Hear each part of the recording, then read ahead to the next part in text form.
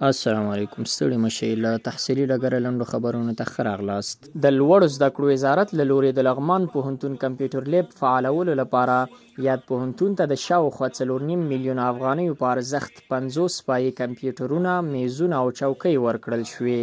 د پکتیا پوهنتون انجنیري پوهنځي مهندسي څانګې محصلانو له لوري د یوې غونډې په ترڅ کې د افغان ملي شهرک جوړ شوی موډل نندارې ته وړاندې شو چې د پوهنتون رهبرۍ، استادانو او محصلانو پکې ګډون کړی و. هلمند پوهنتون کې استادانو ته د اطلاعاتو د تحلیل SPSS پروګرام د کارونې 3 ورځنی روزنیز سیمینار پیل شو. د هرات پوهنتون کرنې پوهنځي د لابراتوارونو 2 خالي بستونو لپاره له 15 داوطلبانو څخه ازموینه واخیستل شوه.